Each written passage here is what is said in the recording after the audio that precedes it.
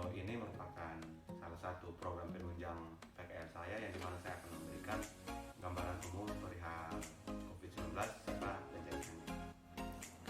Baik teman-teman semua, jadi pengertian dari COVID-19 ini merupakan penyakit yang disebabkan oleh jenis coronavirus baru yaitu SARS-CoV-2 yang dilaporkan pertama kali di Wuhan, Tiongkok pada tanggal 31 Desember 2019.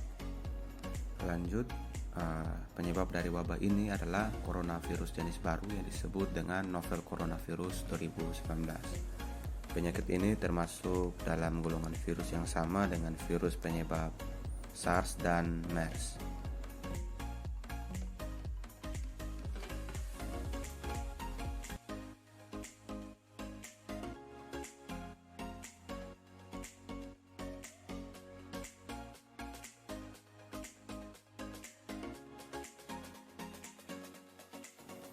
Dengan adanya COVID-19 ini, pemerintah membuat kebijakan yang disebut new normal.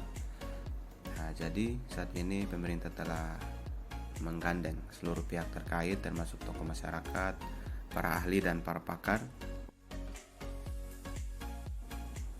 Sebagian besar orang yang tertular COVID-19 akan mengalami gejala ringan hingga sedang dan akan pulih tanpa penanganan khusus. Virus yang menyebabkan COVID-19 terutama ditransmisikan melalui droplet atau percikan air liur yang dihasilkan saat orang yang terinfeksi batuk, bersin, atau mengembuskan nafas. Droplet ini terlalu berat dan tidak bisa bertahan di udara sehingga dengan cepat jatuh dan menempel pada lantai atau permukaan lainnya. Kita dapat tertular saat menghirup udara yang mengandung virus jika kita berada terlalu dekat dengan orang yang sudah terinfeksi COVID-19. Kita juga dapat tertular jika menyentuh permukaan benda yang terkontaminasi, lalu menyentuh mata, hidung, atau mulut kita. Masing-masing orang memiliki respon yang berbeda terhadap COVID-19. Sebagian besar orang yang terpapar virus ini akan mengalami gejala ringan hingga sedang dan akan pulih tanpa perlu dirawat di rumah sakit. Gejala-gejala yang paling umum yang biasa dirasakan, yang pertama ada demam, yang kedua batuk kering, dan yang ketiga kelelahan. Berikut beberapa langkah yang bisa dilakukan untuk mencegah infeksi virus corona. Di antaranya, yang pertama, kita bisa mencuci tangan dengan benar. Mencuci tangan dengan benar adalah cara yang paling sederhana namun efektif untuk mencegah penyebaran virus COVID-19 ini. Cucilah tangan dengan air mengalir dan sabun setidaknya selama 20 detik. Pastikan seluruh bagian tangan tercuci hingga bersih, termasuk punggung tangan, pergelangan tangan, sela-sela jari, dan kuku. Cucilah tangan secara teratur, terutama sebelum dan setelah makan, setelah menggunakan toilet, setelah menyentuh hewan, membuang sampah, serta setelah batuk atau bersin. Yang kedua, menggunakan masker. Banyak yang menggunakan masker kain untuk mencegah infeksi virus corona, padahal masker tersebut belum tentu efektif.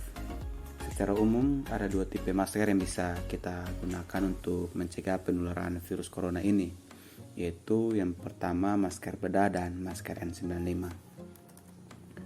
Masker bedah atau surgical mask merupakan masker sekali pakai yang umum digunakan. Masker ini mudah ditemukan, harganya terjangkau, dan nyaman dipakai, sehingga banyak orang yang menggunakan masker ini saat beraktivitas sehari-hari. Namun dalam beberapa kasus, semenjak adanya COVID-19 ini, kenaikan harga masker juga lumayan membuat para masyarakat mengeluh. Tetapi pada waktu yang sekarang ini, harga dari masker tersebut juga sudah mulai kembali normal. Jadi setidaknya bisa meringankan para masyarakat untuk bisa memiliki masker bedah ini. Cara mencegah COVID-19 yang ketiga adalah menjaga daya tahan tubuh. Daya tahan tubuh yang kuat dapat mencegah munculnya berbagai macam penyakit. Untuk menjaga dan meningkatkan daya tahan tubuh, kita disarankan untuk mengkonsumsi makanan sehat seperti sayuran, buah-buahan, makan berprotein seperti telur, ikan, dan daging tanpa lemak. Dan selain itu, kita juga dapat berolahraga, tidur yang cukup, tidak merokok, dan tidak mengonsumsi minuman beralkohol. Juga bisa meningkatkan daya tahan tubuh agar terhindar dari penularan virus corona ini. Dan yang terakhir, kita dapat membersihkan rumah dan melakukan disinfeksi secara rutin. Hal ini juga sangat penting dilakukan selama pandemi COVID-19 berlangsung. Hal ini dikarenakan virus corona terbukti dapat bertahan hidup selama berjam-jam dan bahkan berhari-hari di permukaan suatu benda. Oleh karena itu, rumah harus rutin dibersihkan dan dilakukan disinfeksi secara menyeluruh, termasuk perabotan dan peralatan rumah yang sering disentuh seperti gagang pintu, remote, televisi, keran air, dan permukaan meja. Saat membersihkan atau melakukan disinfeksi, kita perlu menggunakan sarung tangan dan masker serta mencuci tangan dengan air bersih dan sabun setelah selesai membersihkan rumah. Hal ini dilakukan untuk mencegah penularan virus corona yang mungkin saja bisa terjadi atau berdampak pada diri kita beserta keluarga.